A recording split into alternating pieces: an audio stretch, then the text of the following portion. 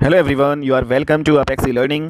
Apex e learning में आप सभी का स्वागत है। उम्मीद करता हूँ आप सब अच्छे होंगे और अपनी पढ़ाई अच्छे से कर रहे होंगे। आज की क्लास में हम पॉलिटी का अपना अगला टॉपिक कवर करेंगे।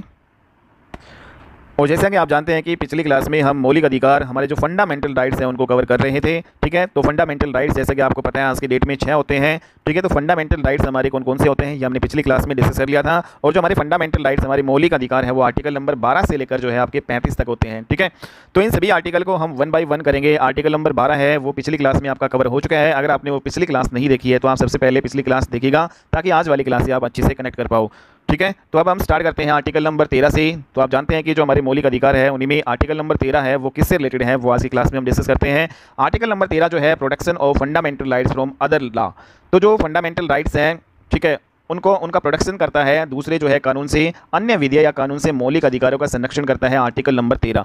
ठीक है, तो जो भी आपके अन्य जो आपके कानून है या विधि है उससे हमारे जो मौलिक अधिकारों का संरक्षण जो करता है आर्टिकल नंबर 13। तो इसमें यहाँ पे कंक्लूजन देखें कि भाई जो संसद के पास, जैसे कि आप जानते हैं कि संसद के पास विधान संशोधन का अधिकार है। ठीक है, लेकिन जो संसद की जो इस विधान संशोधन की जो पावर है उसको लिमिट जो है किया गया है, उसको सीमित जो किया गया है मूलभूत जो आपका आधारभूत ढांचे को छोड़कर। ठीक है, तो संसद है उसके पास संविधान संशोधन अधिनियम, जैसे आप जानते हैं कि आर्टिकल 338 के तहत हम करते हैं, तो संसद है संविधान संशोधन कर सकती है, उसके पास पावर है। लेकिन ये पावर भी जो है उसकी क्या की गई है, लिमिट की गई है, सीमित किया गया है।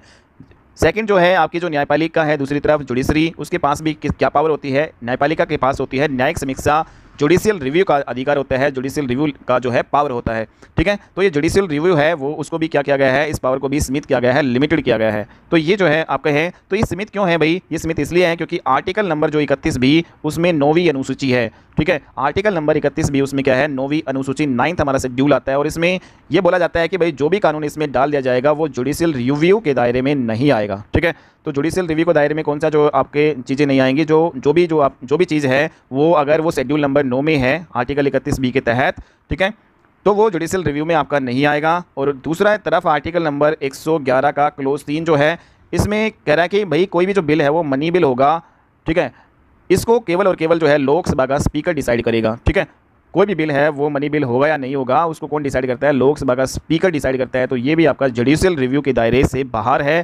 ठीक है, तो यहाँ पर जो जुडिशियल रिव्यू जो है, जुडिशरी की जो पावर है उसको यहाँ पर भी क्या हो रही है, सीमित हो रही है। ठीक है, तो इन दोनों मामले पे हमने देखा कि भाई शेड्यूल 9 है उसमें भी जुडिशियल पावर जो है, जुडिशरी की जो हमारी न्यायपालिका है उसकी पावर सीमित हो रही है। तो ये चीज़ें हमने देखी हैं। तो यहाँ पे देखो फंडामेंटल राइट है, कौन कौन से फंडामेंटल है केवल हमें प्राप्त है, और कौन कौन से फंडामेंटल राइट्स है या कौन से अधिकार है जो भारतीयों को भी प्राप्त है और गैर भारतीय मीन्स विदेशों को भी प्राप्त है। तो सबसे पहले हम यहाँ पे देखेंगे कि वे जो है फंडामेंटल राइट्स या वे अधिकार जो केवल और केवल भारतीय नागरिकों को प्राप्त है वो कौन कौन से हैं। तो आर्टिकल नंबर 15, 16 है आपका, 19 है और 29 और 30। तो ये जो आर्टिकल है वो किससे रिलेटेड है, समानता की बात करता है, सामाजिक समानता की बात करता है आर्टिकल नंबर 15। तो सामाजिक समानता केवल भारतीय नागरिकों को प्राप्त है, विदेशों को प्राप्त नहीं है। ठीक है, दूसरी बात आर्टिकल नंबर 16 बात करता है लोक नियोजन में अवसरों की बात। तो लोक नियोजन में अवसरों की बात है वो भारतीय नागरिकों को प्राप्त है, विदेशों को प्राप्त नहीं है। तीसरी बात इसमें आर्टिकल 19 जो है राइट टू फ्रीडम, स्वतंत्रता के अधिकार की बात करता है, जो केवल और केवल भारतीय नागरिकों को प्राप्त है ये अधिकार भारत में, लेकिन विदेशों को प्राप्त नहीं है। नेक्स्ट जो आपका आर्टिकल नंबर 29 है, जो कि आर्टिकल 29 और 30 ये दोनों जो आपका माइनॉरिटीज़ के हित, जो माइनॉरिटीज़ है उसके हितों के संरक्षण की बात करता है, जो अल्पसंख्यक हैं उनके हितों की संरक्षण की बात करता है आर्टिकल नंबर 29 और 30। ठीक है, तो ये जो आपके हैं ये विदेशों को प्राप्त नहीं है, केवल भारतीय नागरिकों को प्राप्त है। तो आर्टिकल 15, 16, 19, 29 और 30 इसको छोड़कर अन्य जो फंडामेंटल राइट्स है वो दोनों को प्राप्त है, मीन्स वो भारतीयों को भी प्राप्त है और गैर भारतीयों को भी प्राप्त है, वो विदेशी लोगों को भी प्राप्त है। ठीक है, तो ये आपको इंपॉर्टेंट यहाँ पे याद रखना है। जैसे कि एग्जांपल की बात करें कि जो शिक्षा का जो अधिकार है जो आर्टिकल 21 क्लोज ए में आता है, तो ये जो ऐसा अधिकार है जो भारतीय व्यक्तियों को भी प्राप्त है और विदेशी व्यक्तियों को भी प्राप्त है। ठीक है, तो यहाँ पे आर्टिकल नंबर 15, 16, 19, 29 और 30, ठीक है, इनको छोड़कर जो भी मौलिक अधिकार है वो सारे के सारे मौलिक अधिकार भारतीयों को भी प्राप्त है और विदेशी व्यक्तियों को भी प्राप्त है। तो ये आपको ध्यान में रखना है। अब हम डिटेल में चर्चा करेंगे आर्टिकल नंबर 13 की। जैसा कि आपने देखा कि आर्टिकल नंबर 13 है, इसमें क्लोजेस बनाए गए हैं कि 13 का close number 1, close number 2, close number 3 and close number 4 क्या क्या कहता है।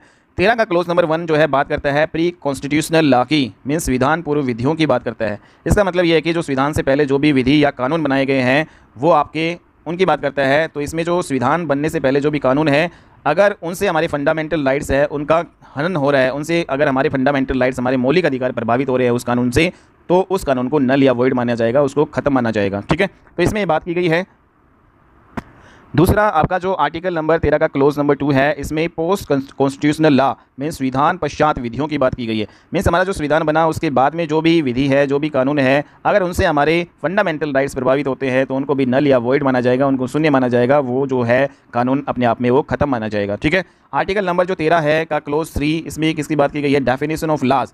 मीन्स इसमें जो विधि है उसकी परिभाषा की बात की गई है। केवल विधि क्या है भाई, उसकी परिभाषा क्या है उसकी बात की गई है। आर्टिकल नंबर 13 का क्लोज नंबर 4 है, इसमें भाई जो आर्टिकल नंबर 13 की कोई भी जो बात, अगर वो आर्टिकल नंबर 368 किससे रिलेटेड है? संविधान संशोधन अधिनियम से रिलेटेड है। ठीक है। तो अगर आर्टिकल नंबर 13 की कोई भी बात आर्टिकल नंबर 368 पर जो है वो लागू नहीं होगी। तो आर्टिकल 13 की कोई भी बात आर्टिकल नंबर 368 पर लागू नहीं होगी। और ये जो है कब से किया गया था? ये आपका 24वां संविधान संशोधन अधिनियम 1971 इंदिरा गांधी सरकार के टाइम पे हुआ था कि भाई जो आर्टिकल 13 की कोई बात है वो आर्टिकल नंबर 368 पर लागू नहीं होगी।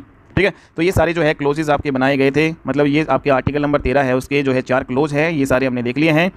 आर्टिकल 13 का क्लोज नंबर 1 जैसा हमने अभी भी देखा, प्री कॉन्स्टिट्यूशनल लॉ की बात करता है, संविधान पूर्व विधियों की ये बात करता है। ठीक है। तो वेरी वेरी इंपॉर्टेंट है। ये कहता है कि अगर संविधान के बनने से पहले कोई विधि या कोई भी कानून है वो हमारे मौलिक अधिकारों में अगर वो परिवर्तन करता है तो उस विधि या उस लॉ को अपने आप शून्य माना जाएगा।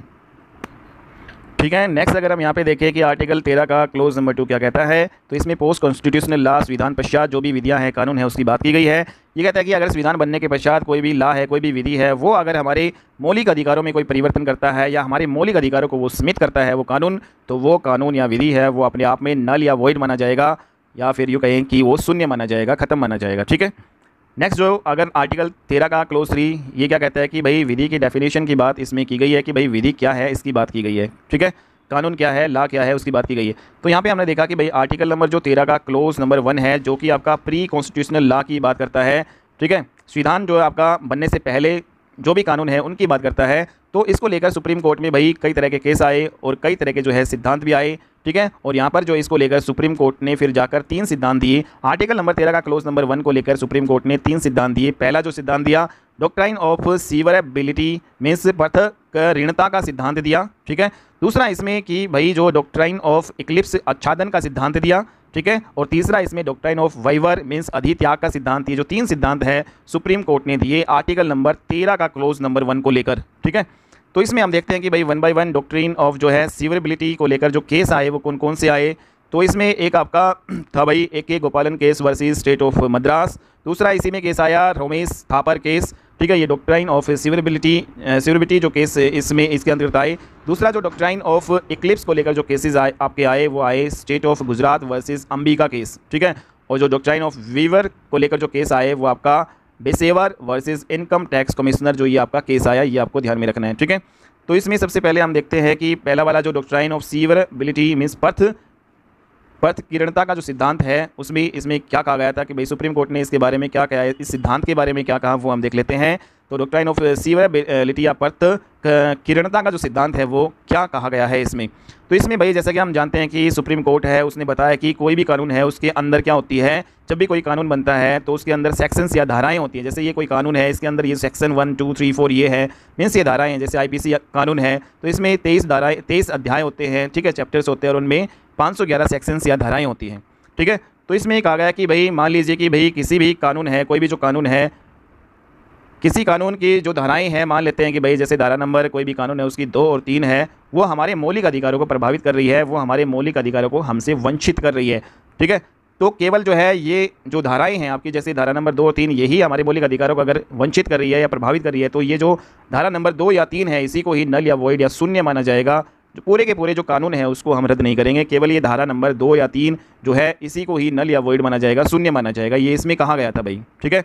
तो हमने यहाँ पे जो है देखा कि भाई कभी कभी ऐसा होता है कि मान लो हम किसी कानून की 2 और 3 धारा को हटा देते हैं और ये धाराएं हटाने से इस कानून का अस्तित्व जो है खतरे में हो जाए तो पूरे कानून को शून्य कर देंगे। तो कभी कभी ऐसा होता है कि भाई जैसे 2 और 3 से भाई वो जो कानून है वो उसका कोई अस्तित्व ही नहीं रहता, वो उसका अस्तित्व ही खतरे में पड़ेगा तो फिर आपका पूरा का पूरा कानून शून्य करना पड़ेगा। ठीक है। हालांकि वैसे इसमें ये कहा गया है कि भाई पृथक्करणता का जो सिद्धांत है इसमें एक आ गया कि अगर कोई कानून है उसमें जैसे धारा नंबर 2 और 3 है, उससे हमारे मौलिक अधिकारों से हम वंचित हो रहे हैं, हमारे मौलिक अधिकार प्रभावित हो रहे हैं, तो केवल और केवल वो धारा नंबर 2 और 3 है उसी को नल या वॉइड या शून्य माना जाएगा, पूरे कानून को हम रद्द नहीं करेंगे। ठीक है, लेकिन कभी कभी मतलब पूरे कानून को शून्य करना पड़ सकता है अगर उन धाराओं से उस कानून का अस्तित्व ही खतरे में आ रहा है तो।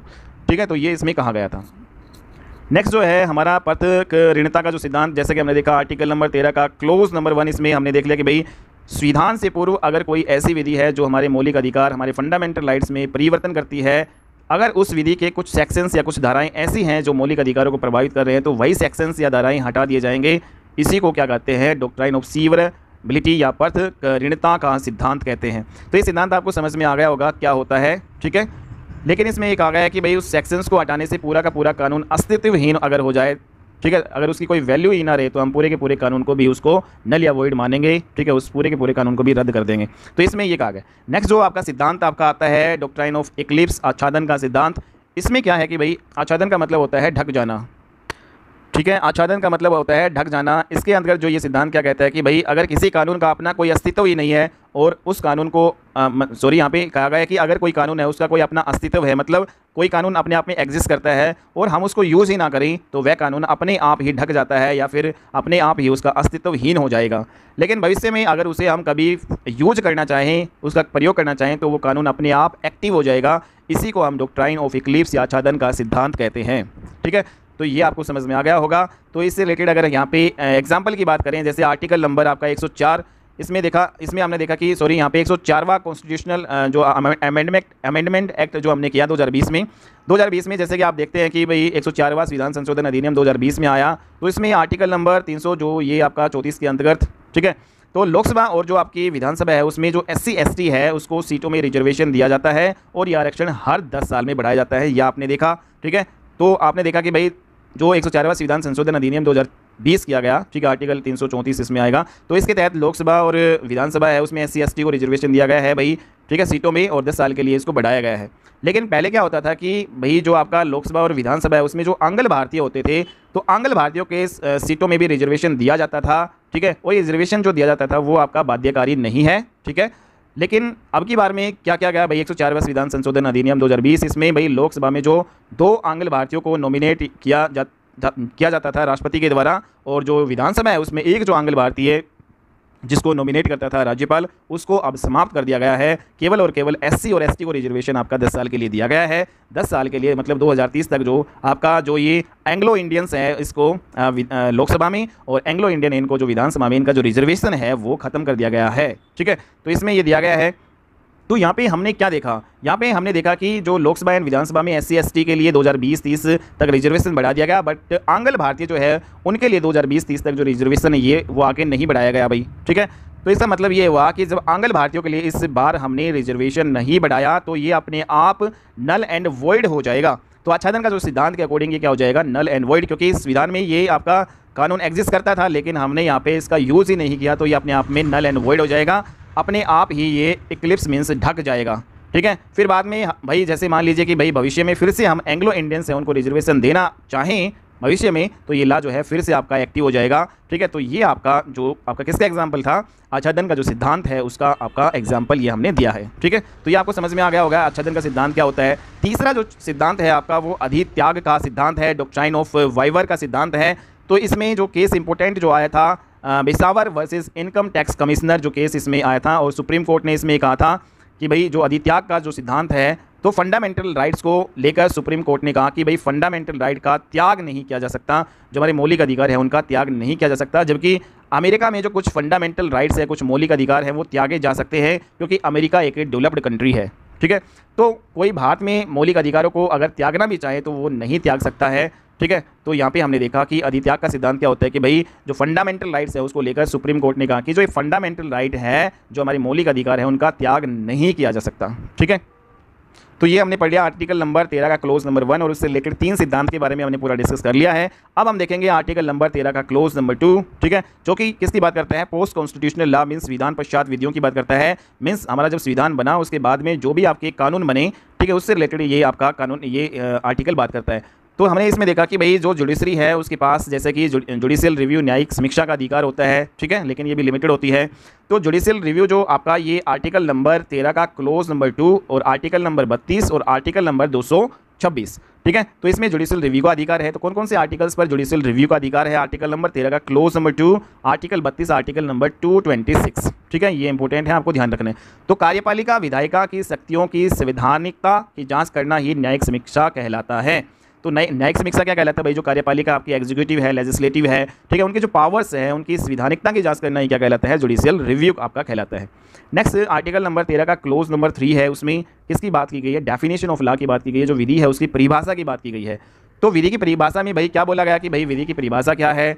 तो विधि की परिभाषा में इसमें बोला गया कि भाई कोई भी जो अध्यादेश, कोई भी ऑर्डिनेंस जो राष्ट्रपति या राज्यपाल द्वारा लाया जाता है, कोई भी रूल है, ठीक है, अगर कोई भी नियम है, कोई भी रेगुलेशन है, विनियम है, कोई भी बाई लॉ है, मीन्स उपविधि है, कोई भी जो है नोटिफिकेशन है, अधिसूचना है, कोई भी ऑर्डर या आदेश है, कोई भी कस्टम्स या रूढ़ियाँ हैं, यूजेस हैं, प्रथाएं हैं, ठीक है, या फिर यूँ कहें कि भाई सबॉर्डिनेट लेजिस्लेशन, अधीनस्थ जो विधायन, हालांकि जो संविधान में आपकी नहीं है आपकी ये, ठीक है, अधीनस्थ जो विधायन सबॉर्डिनेट लेजिस्लेशन हमारे संविधान में नहीं है, तो ये सब विधि की परिभाषा में शामिल होती है। तो ये जितने भी हैं वो विधि की परिभाषा में शामिल होती हैं। तो विधि की परिभाषा में क्या क्या शामिल होता है भाई? कोई भी ऑर्डिनेंस, कोई भी अध्यादेश जो राष्ट्रपति या राज्यपाल द्वारा लाया जाता है, ठीक है, कोई भी रूल है, रेगुलेशन है, कोई भी लॉ है, नोटिफिकेशन है, ऑर्डर है, ठीक है, कोई भी ऑर्डर हो गया, कोई भी कस्टम हो गया, यूजेस हो गई, सबॉर्डिनेट लेजिस्लेशन हो गया, ये सारी की सारी जो है विधि या कानून की परिभाषा में आपकी आती है, ठीक है। तो ये हमने देखा कि भाई आर्टिकल 13 का क्लोज नंबर 3, इसमें संविधान संशोधन जो कॉन्स्टिट्यूशनल अमेंडमेंट जो है आपका नहीं लिखा है, ठीक है, तो इसमें संविधान संशोधन आपका जो कॉन्स्टिट्यूशनल अमेंडमेंट है वो नहीं लिखा गया है।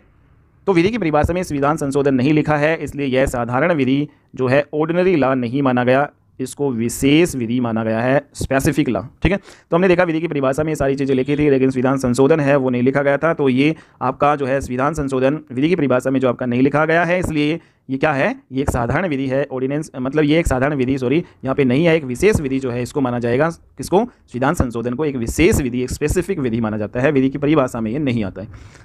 तो नेक्स्ट हमने देखा कि भाई क्या भाई हमारे जो मौलिक अधिकार है, फंडामेंटल राइट्स है, उनमें परिवर्तन किया जा सकता है या नहीं किया जा सकता। तो इसको लेकर अगर हम यहाँ पे बात करें कि भाई आर्टिकल नंबर 13 है, उसको सीधा सीधा भाई ये बात करता है कि फंडामेंटल राइट है, उसमें परिवर्तन नहीं किया जा सकता। आर्टिकल 13 के अकॉर्डिंग फंडामेंटल राइट्स है, उसमें परिवर्तन नहीं किया जा सकता। संविधान बनने के बाद में ये क्वेश्चन उठने लगा कि भाई क्या फंडामेंटल राइट्स में परिवर्तन किया जा सकता है? तो आज के डेट में भाई परिवर्तन किया जा सकता है। आज के डेट में अगर हम देखें तो फंडामेंटल राइट्स हमारे मौलिक अधिकार है, उनमें परिवर्तन किया जा सकता है और परिवर्तन हुआ भी है, आपने देखा है, ठीक है भाई। जो संपत्ति का जो अधिकार है उसको हमने जो फंडामेंटल राइट में आता था, हमारा मौलिक अधिकार में आता था, बाद में उसको हमने जो है दूसरे आर्टिकल में डाल दिया, ठीक है। तो इसका मतलब ये कह सकते हैं, यहाँ पे एग्जांपल दिया गया है कि भाई कि जो संपत्ति का अधिकार है उसको हमने 44वां संविधान संशोधन अधिनियम किया 1978 और उसको हमने आर्टिकल नंबर 300A में डाल दिया। पहले 31 में आता था तो उसको हटा के वहाँ से 300A में डाल दिया। तो ये आपका क्या हुआ? परिवर्तन हो गया भाई फंडामेंटल राइट्स। तो फंडामेंटल राइट्स हैं उसमें परिवर्तन किया जा सकता है, ठीक है। तो इसको लेकर जो केसेस भी आए भाई, केशवानंद केस भी इस बात को कहता है कि भाई फंडामेंटल राइट्स है उसमें परिवर्तन किया जा सकता है। तो केशवानंद केस के अकॉर्डिंग इसमें जो है फंडामेंटल राइट्स में क्या किया जा सकता है? परिवर्तन किया जा सकता है। फंडामेंटल राइट्स है में परिवर्तन किया जा सकता है या नहीं, इसी बात को लेकर आर्टिकल नंबर 13 का ये मुद्दा विवादित जो आपका ये बनता चला गया। लेकिन बात ये आती है कि आर्टिकल नंबर 13 विवादित जो है मुद्दा क्यों बना, ठीक है। तो यहाँ पे जब हम बात करते हैं कि भाई जब हमारे देश में संविधान बना तो हमारे देश की सरकार ये भी चाहती थी कि लोगों को सोशल जस्टिस आपके मिले। लेकिन जो है तो सोशल जस्टिस जो सामाजिक न्याय के लिए सरकार ने एक कानून बनाया जिसे हम जमींदारी उन्मूलन कानून कहते हैं।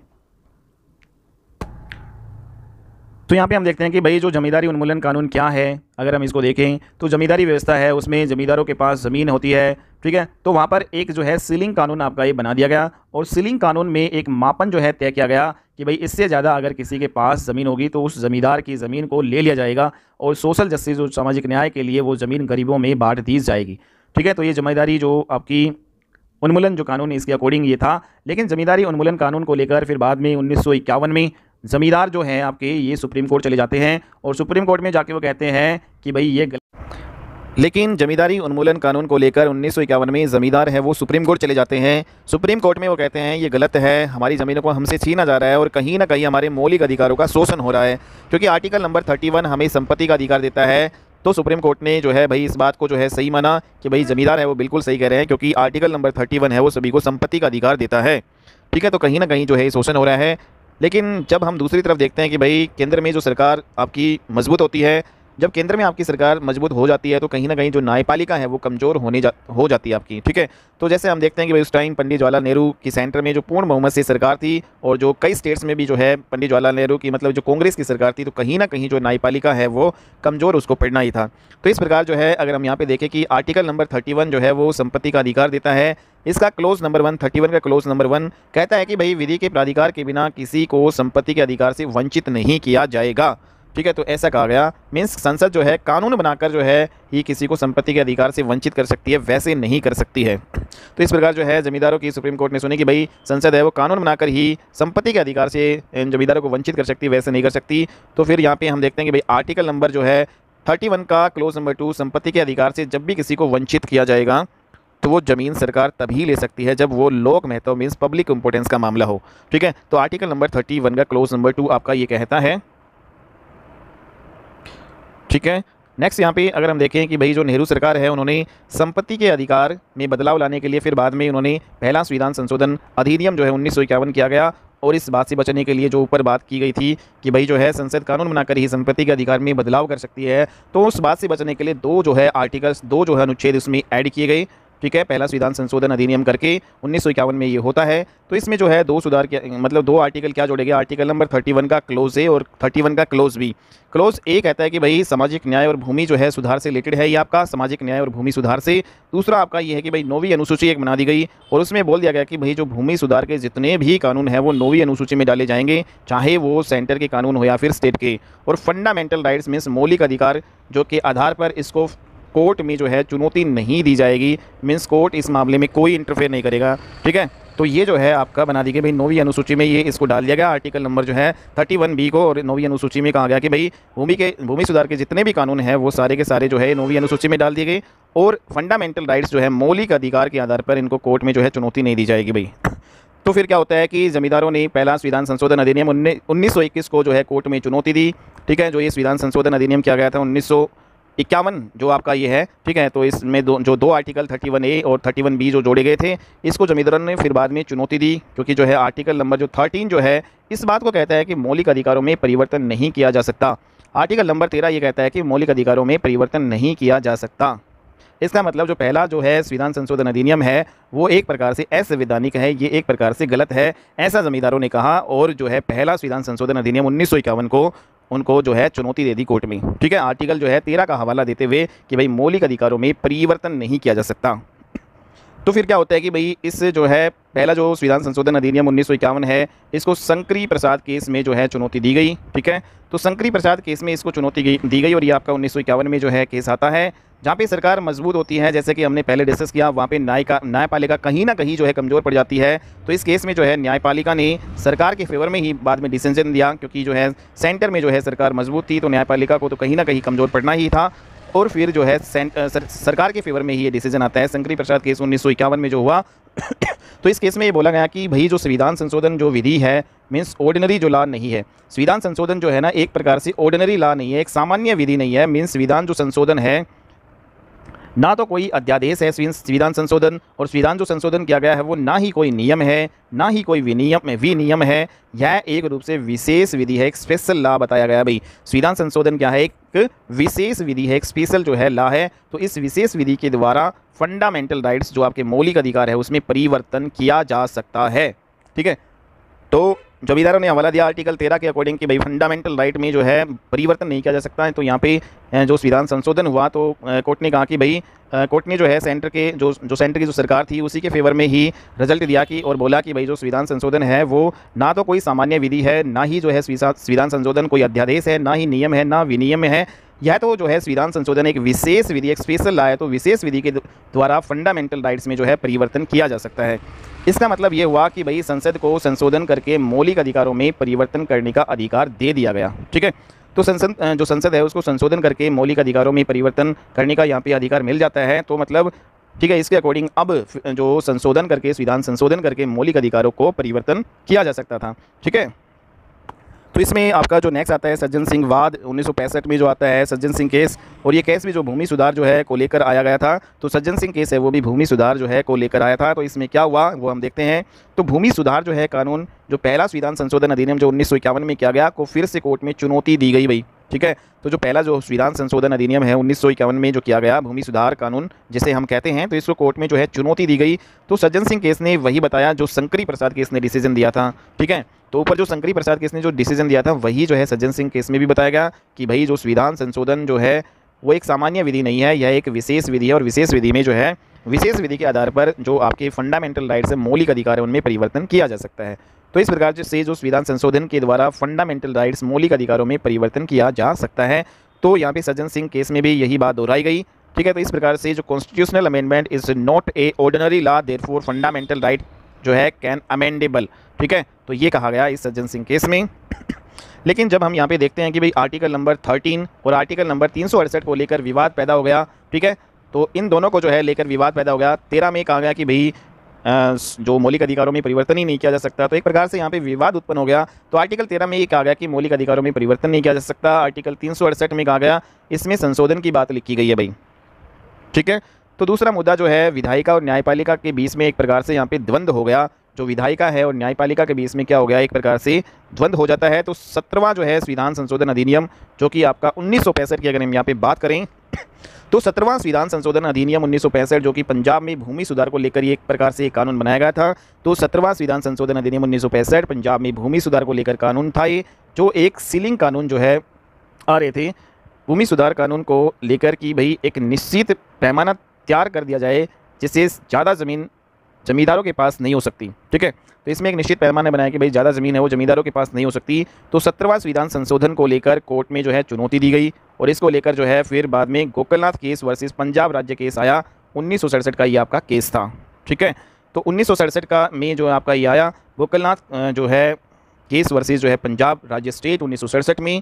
इसमें क्या किया गया कि भाई इस केस में क्या था कि भाई टोटल जो है 11 जजेस की बेंच थी इसमें, और जो रिजल्ट आया 6:5, 6:5 में मतलब 6 फेवर में थे और 5 नॉन फेवर में थे। तो 6:5 जो है के रेशियो में ये रिजल्ट आया जजेस का। ठीक है, 11 बेंच की जजेस थी, 6 जज जो है इसमें फेवर में थे, जो गोकलनाथ केस के फेवर में। ठीक है, तो संविधान संशोधन जो है बेशक हमारे संविधान के आर्टिकल नंबर 13 का क्लोज नंबर 3 में नहीं लिखा, लेकिन संविधान संशोधन को भी सामान्य विधि माना जाएगा, इसमें ये कहा गया। ठीक है, कि भाई जो संविधान संशोधन है उसको सामान्य विधि माना जाएगा। इसका मतलब ये हुआ कि मौलिक अधिकारों में परिवर्तन नहीं किया जा सकता। ठीक है, इसमें कहा गया कि भाई आर्टिकल 13 का क्लोज 3 में मतलब नहीं लिखा गया, लेकिन संविधान संशोधन को सामान्य विधि माना जाएगा, तो मौलिक अधिकारों में परिवर्तन यहाँ पे नहीं किया जा सकता। और यहाँ पे जो जजेस की जो बड़ी बेंच थी, तो इस केस ने जो शंकरी प्रसाद और सज्जन सिंह केस है उसको बिल्कुल पलट दिया। ऊपर जो केस आपको पढ़ाए गए थे शंकरी प्रसाद फिर सज्जन जो है सिंह, ये क्योंकि यहाँ पे जजेस बहुत ज़्यादा थे तो यहाँ पे केस पलटा भाई यहाँ पे। ठीक है, तो कि भाई यहाँ पे नोट कि कोई भी विधि या वाद दो तरीके से लागू होता है, एक आपका भूतलक्षी और एक प्रोस्पेक्टिव। यहाँ पे एक नोट हम पहले देख लेते हैं, फिर उसके बाद में डिस्कशन करते हैं इस केस के बारे में कि भाई जो कोई भी कानून है या वाद है, कोई विधि है, वो दो तरीक़ों से लागू होता है, एक तो भूतलक्षी और एक भविष्यलक्षी। भूतलक्षी को बोलते हैं रेट्रोस्पेक्टिव और भविष्यलक्षी को बोलते हैं प्रोस्पेक्टिव। ठीक है, तो इसमें जब कोई कानून या सुप्रीम कोर्ट का कोई भी डिसीजन पहले किसी भी डेट से लागू किया जाता है तो उसको रेट्रोस्पेक्टिव या भूतलक्षी बोला जाता है भाई। ठीक है, मीन्स कोई भी कानून या सुप्रीम कोर्ट का कोई डिसीजन पहले किसी डेट से लागू किया जाता है तो उसको रेट्रोस्पेक्टिव या भूतलक्षी बोलते हैं। अगर कोई कानून या सुप्रीम कोर्ट का कोई डिसीजन उसी डेट से या उस डेट से आगे किसी टाइम लागू किया जाता है तो उसको प्रोस्पेक्टिव या भविष्यलक्षी उसको कहते हैं। ठीक है, तो इस जो गोकलनाथ केस है उसमें सुप्रीम कोर्ट ने जो डिसीजन दिया उसमें कहा गया कि भाई ये डिसीजन भविष्यलक्षी होगा। मीन्स पहले क्या हुआ हमें उससे कोई मतलब नहीं है, अब ये जो है आपका क्या होगा, भविष्यलक्षी होगा। ठीक है, तो फिर बाद में जो है एक इम्पोर्टेंट यहाँ पे संविधान संशोधन होता है, 24वां संविधान संशोधन अधिनियम 1971 में इंदिरा गांधी की सरकार के टाइम में होता है। ठीक है, तो इसमें जो गोकलनाथ केस को पलटने के लिए इंदिरा गांधी ने 24वां संविधान संशोधन कराया और हमारे संविधान में जो है 2 आर्टिकल इसमें जोड़े गए। इसके तहत 24वां संविधान संशोधन अधिनियम 1971 के तहत हमारे संविधान में 2 आर्टिकल जोड़े, इंदिरा गांधी के टाइम में इंदिरा गांधी सरकार ने करवाया था। आर्टिकल नंबर 13 का क्लोज नंबर 4 जोड़ दिया गया, और जो आपका जो संविधान संशोधन जो अधिनियम आर्टिकल 368 आता है उसका क्लोज 3 जोड़ दिया गया भाई इसमें। ठीक है, तो 2 अनुच्छेद इसमें जोड़े गए और इसमें 13 का क्लोज नंबर 4 क्या कहता है कि भाई आर्टिकल 13 की कोई भी बात आर्टिकल नंबर 368 पर लागू नहीं होगी। पहली बात तो ये, इसका मतलब कि भाई संसद है वो मौलिक अधिकारों में परिवर्तन कर सकती है क्योंकि आर्टिकल नंबर 13 में क्या था कि भाई मौलिक अधिकारों में परिवर्तन नहीं किया जा सकता, और इसमें 13 का क्लोज नंबर 4 में ये बाद में जो है आर्टिकल बनाया गया इंदिरा गांधी सरकार में, ठीक है। और इसके लिए जो है कौन सा संविधान संशोधन किया गया, 24वां संविधान संशोधन 1971, 2 आर्टिकल इसमें जोड़े गए और इसमें जो है क्लोज नंबर जो है 4 इसमें कहा गया कि भाई, तो यहाँ पे हम देखते हैं कि भाई सेम आपका आर्टिकल नंबर 368 का क्लोज नंबर 3 है, तो ये भी वही सेम बात दोहराता है कि भाई आर्टिकल जो 13 का जो क्लोज नंबर 4 में जो लिखवाई गई थी कि भाई आर्टिकल 13 की कोई भी बात आर्टिकल 368 पर लागू नहीं होगी। इसका मतलब संसद मौलिक अधिकारों में परिवर्तन अब कर सकती है, ठीक है। तो ये इसमें कहा गया था। तो 24वां संविधान संशोधन अधिनियम जो आपका 1971, इसने गोकलनाथ केस को पलट दिया और अब जो है 24वां संविधान संशोधन अधिनियम को कोर्ट में चुनौती दी गई और इसको केशवानंद केस वर्सेस केरल राज्य जो 1973 में जो है इसको चुनौती दी गई। तो अब जो नेक्स्ट जो आपका केशवानंद केस वर्सेस केरल राज्य 1973 वाला जो केस है, इसमें जो आपकी 13 जजेस की बेंच बैठती है और इस केस में जो रिजल्ट आया था 7:6 मीन्स 7 जजेस हैं फेवर में थे और 6 जजेस जो है फेवर में नहीं थे। तो इसमें 24वां संविधान संशोधन अधिनियम 1971 को वैलिड मान लिया गया और गोकलनाथ केस को पलट दिया गया था, ठीक है। लेकिन इंदिरा गांधी ने ये कहा कि भाई जो फंडामेंटल राइट में परिवर्तन किया जा सकता है, बट इसमें एक बात और जोड़ दी गई थी कि भाई हमारे संविधान के मूल ढांचे में परिवर्तन नहीं किया जा सकता, ठीक है। तो फंडामेंटल राइट्स हमारे मौलिक अधिकार है, उसमें जो है परिवर्तन तो किया जा सकता है, लेकिन जो मूल ढांचा है संविधान का उसमें चेंजमेंट नहीं किया जा सकता। Means basic structure of the constitution can not be amendable. तो कहीं ना कहीं ये जो बात है इंदिरा गांधी को अच्छी नहीं लगी। और फिर यहाँ पे अगर इंपॉर्टेंट नोट देखते हैं कि भाई केशवानंद केस में जो ये बोला गया था कि हमारे संविधान के मौलिक अधिकारों में ही नहीं बल्कि हमारे संविधान के किसी भी भाग में, चाहे वो प्रस्तावना ही क्यों ना हो, परिवर्तन किया जा सकता है, बट हमारे संविधान के मूल ढांचे में परिवर्तन नहीं किया जा सकता, ठीक है। तो इस केशवानंद केस में बोला गया भाई संविधान के किसी भी पार्ट में चेंजमेंट किया जा सकता है, परिवर्तन किया जा सकता है, लेकिन अगर संविधान के मूल ढांचे की बात आएगी तो मूल ढांचे में परिवर्तन नहीं किया जा सकता। ओके, तो ये बोला गया कि भाई मूल जो आधारभूत जो ढांचा है, बेसिक स्ट्रक्चर, फिर बाद में मांग उठी क्या है, ठीक है। तो बेसिक स्ट्रक्चर है वो किसको माना जाए, तो बेसिक स्ट्रक्चर की हालांकि संविधान में कोई डेफिनेशन जो है, कोई परिभाषा, इसकी व्याख्या नहीं है, बट बेसिक स्ट्रक्चर की जो अल्टीमेट जो अथॉरिटी है वो सुप्रीम कोर्ट की होती है, वही बताएगा कि भाई जी आधारभूत जो ढांचा है वो क्या होता है। तो इस प्रकार से जो है 42वां संविधान संशोधन 1976 फिर बाद में होता है, ठीक है। तो और ये इंपॉर्टेंट जो आपका है 42वां संविधान संशोधन 1976 केशवानंद केस को पलटने के लिए जो इंदिरा गांधी ने ये करवाया था 42वां संविधान संशोधन 1976 कि भाई उसमें मूलभूत जो ढांचा है संविधान के जो मतलब मौलिक अधिकार है उन्हें परिवर्तन किया जा सकता है, लेकिन कोर्ट ने ये भी कहा, सुप्रीम कोर्ट ने, कि भाई जो आपका संविधान का मूलभूत ढांचे को चेंज नहीं किया जा सकता। तो इस प्रकार जो मूलभूत आधारभूत ढांचा जो इंदिरा गांधी को पच नहीं रही थी वो बात, तो उसी को चेंज करवाने के लिए इन्होंने जो 42वां संविधान संशोधन 1976 की ये करवाया, ठीक है, इंदिरा गांधी ने। और एक जो है संविधान संशोधन के थ्रू हम कितने जो है परिवर्तन कर सकते हैं, तो 42वां संविधान संशोधन में जो है लगभग 150 से लेकर 200 आर्टिकल्स में बदलाव किया गया, ठीक है। इतने सारे जो है आर्टिकल्स में बदलाव हुआ, ठीक है। इसलिए इस जो संविधान संशोधन को हम मिनी कॉन्स्टिट्यूशन जो है लघु संविधान भी कहते हैं। तो हमारे देश का लघु संविधान किसे कहा जाता है, जो आर्टिकल जो आपका ये संविधान संशोधन है 42वां संविधान संशोधन जो आपका 1976 में किया गया था, इसको क्योंकि इसमें 150 से 200 आर्टिकल्स हैं, अनुच्छेद है, उसमें बदलाव किया गया था, तो संविधान का मिनी कॉन्स्टिट्यूशन लघु संविधान भी इसको कहा जाता है 42वें संविधान संशोधन को, ठीक है। तो इंदिरा गांधी ये चाहती थी कि भाई मूलभूत जो आधारभूत जो ढांचा है उसको खत्म कर दिया जाए। इंदिरा गांधी ने 42वां संविधान संशोधन अधिनियम के थ्रू राष्ट्रपति की भी पावर को छीन ली थी, क्योंकि आपको पता है कि आर्टिकल नंबर जो है 74 का क्लोज नंबर 1 वो ये कहता है कि भाई मंत्री परिषद की सलाह जो है राष्ट्रपति के लिए बाध्यकारी होगी, ठीक है। जो मंत्री परिषद है उसकी सलाह है वो राष्ट्रपति के लिए कंपलसरी होती है, उसको मानना पड़ता है, ठीक है। तो कहीं ना कहीं इंदिरा गांधी ने उस टाइम 42वां संविधान संशोधन अधिनियम जब करवाया तो उसके थ्रू राष्ट्रपति की पावर को भी उसने छीन लिया था, ठीक है। तो 42वां संविधान संशोधन अधिनियम 1976 इसमें जो है आर्टिकल नंबर जो है 368 का क्लोज नंबर 4 और क्लोज नंबर 5, तो ये जो है इसमें आते हैं। तो संसद की संशोधन की शक्ति को कोर्ट में चुनौती नहीं दी जा सकती, ठीक है भाई। तो इसने जो चेंजमेंट करवाया और इसमें 2 आर्टिकल जोड़े गए भाई, आर्टिकल 368 का क्लोज नंबर 4 और क्लोज नंबर 5, और उसमें कहा कि भाई जो संशोधन की जो शक्ति है उसको कोर्ट में चुनौती नहीं दी जा सकती, ठीक है। पार्लियामेंट ने जो संशोधन कर दिया तो उसमें कोर्ट में चुनौती नहीं दी जा सकती, बट 42वां संविधान संशोधन 1976 को कोर्ट में चुनौती दे दी गई। और किस केस के अकॉर्डिंग दी गई थी, ये मिनर्वा मिल्स केस 1980 में आया। और जो मिनर्वा मिल्स केस 1980 इसमें यह था कि भाई संविधान संशोधन है उसको चुनौती दी गई थी इस टाइम, बट इस टाइम जो इंदिरा गांधी की सरकार नहीं थी, तो आर्टिकल 368 का क्लोज नंबर 4 और क्लोज नंबर 5 इसको सुप्रीम कोर्ट ने असंवैधानिक करार दे दिया भाई, ठीक है।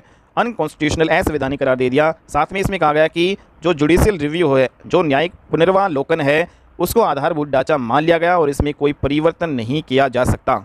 ठीक है, तो इसका मतलब ये हुआ कि संसद की जो अमेंडमेंट की जो नीति थी उसको सुप्रीम कोर्ट में चुनौती दी जा सकती है। तो इस केस के अकॉर्डिंग जो है फिर क्या हुआ कि भाई आपका सुप्रीम कोर्ट में जो है चुनौती दी जा सकती है। जो संसद की जो संविधान संशोधन अधिनियम जो बनाती है संसद, उसको कोर्ट में चुनौती दी जा सकती है। इस केस में कहा गया कि फंडामेंटल राइट्स और डीपीएसपी जो आपके हैं, राज्य के नीति निर्देशक सिद्धांत का सामंजस्य हो और राज्य के नीति निर्देशक सिद्धांत को भी आधारभूत जो है ढांचा माना गया। तो ये चीज़ें इसमें की गई और इसमें भाई जो बेसिक स्ट्रक्चर है, आधारभूत ढांचे है, उसमें क्या क्या आएंगे, तो इसमें समानता आएगा, स्वतंत्रता, न्याय आएगा। हमारे देश जो है एक सोवरेन संप्रभुता और सेक्युलरिज्म, ये सारी चीज़ें हैं आधारभूत ढांचा बेसिक स्ट्रक्चर में आएंगे। इनमें जो है ये जो संविधान का जो मूलभूत जो ढांचा है या फिर आधारभूत ढांचा है, बेसिक स्ट्रक्चर है, इसमें कोई चेंजमेंट नहीं हो सकता। तो ये जो है बेसिक स्ट्रक्चर में आएंगी। और इसमें जो सेक्युलरिज्म है, ये एसआर बॉम्बई वाद जो आया था 1993 में, इस केस में आधारभूत ढांचा इसको मान लिया गया था सेक्युलरिज्म को। डेमोक्रेसी को माना गया, रिपब्लिसियन को माना गया। ठीक है, जो रिपब्लिक, तो इन सभी को जो है आधारभूत ढांचा माना गया। हमारी फंडामेंटल राइट्स, हमारे DPSP, directive principle of state policy, राज्य के नीति निर्देशक सिद्धांत, मौलिक अधिकार के बीच में जो सामंजस्य है उसको क्या बनाया गया, मूलभूत आधारभूत जो है ढांचा बनाएगा। ठीक है, न्यायिक जो है समीक्षा है, इनको जो है आधारभूत ढांचा माना गया। इसके अलावा जो फ्रीडम ऑफ जुडिशरी, न्यायपालिका की स्वतंत्रता, पार्लियामेंट्री जो सिस्टम है, संसदीय प्रणाली, ठीक है, इसके अलावा आधारभूत ढांचे का जो सिद्धांत केशवानंद केस में ये दिया गया था। तो इन सभी को ऊपर क्या माना गया, आधारभूत ढांचा माना गया। ठीक है, तो आधारभूत ढांचे का जो सिद्धांत है वो किसने दिया था, कौन से केस में दिया गया था, तो केशवानंद केस में ये दिया गया था आधारभूत ढांचे का सिद्धांत। नेक्स्ट जो आपका आता है कोहिलो केस 2007 में। ठीक है, तो इसमें क्या कहा गया कि भाई जो 9वीं अनुसूची है, 9th शेड्यूल है, 9वीं अनुसूची केस के नाम से भी जाना जाता है इसको। ठीक है, तो सुप्रीम कोर्ट ने डिसीजन क्या दिया इसमें कोहिलो केस 2007 में कि भाई अगर 9वीं अनुसूची में हमने कोई कानून डाल दिया, ठीक है, और वो कानून पहली बात तो केशवानंद केस 1973 का बाद का हो, दूसरा आधारभूत ढांचा का उल्लंघन करता है, तो न्यायिक समीक्षा के दायरे में 9वीं अनुसूची भी आ जाएगी भाई। ठीक है, जैसा कि आप जानते हैं कि भाई 9th जो शेड्यूल है, 9वीं अनुसूची है, ठीक है, वो आपकी न्यायिक समीक्षा या फिर जो जुडिशियल जो रिव्यू है उसके दायरे में नहीं आएगा। बट जो है 2 केस में जो आपकी न्यायिक समीक्षा है वो इसमें न्यायिक समीक्षा के दायरे में जो 9th जो अनुसूची है वो भी आएगी। एक तो केशवानंद केस 1973 का बाद का, और दूसरा जो है कोई कानून जो है वो आधारभूत ढांचे का उल्लंघन कर रहा है, तो फिर वो जो न्यायिक समीक्षा के दायरे में 9th शेड्यूल को भी आना पड़ेगा। ठीक है, हालांकि 9th शेड्यूल है वो न्यायिक समीक्षा के दायरे में नहीं आती, लेकिन 9th शेड्यूल है न्यायिक समीक्षा के दायरे में कब आएगी, अगर कोई भी कानून है वो केशवानंद केस 1973 के बाद का हो और आधारभूत ढांचे का उल्लंघन करता हो। ठीक है, तो भैया आज की क्लास में ये हमारा आर्टिकल नंबर 13 था, जिससे रिलेटेड जितने भी केस थे और आर्टिकल नंबर 13 के जितने भी क्लोजेस थे, आर्टिकल नंबर 368, इन सभी को जो है आज की क्लास में हमने किया है। ठीक है, और नेक्स्ट क्लास में हम बाकी के आर्टिकल करेंगे। हम फंडामेंटल राइट्स पढ़ रहे हैं। ठीक है, और इसमें हमने आर्टिकल नंबर 12 और 13 को कंप्लीट कर लिया है। अगली क्लास में हम सभी जो आर्टिकल्स को डिटेल में बिल्कुल करेंगे। तो आज की क्लास में इतना ही, नेक्स्ट क्लास में मिलते हैं और अच्छी वीडियो के साथ। तब तक के लिए बाय एंड टेक केयर। और अगर आपने चैनल को सब्सक्राइब नहीं किया है तो चैनल को सब्सक्राइब जरूर कर लीजिएगा। ठीक है, और वीडियो को ज़्यादा से ज़्यादा लाइक एंड शेयर कीजिएगा। Okay, bye.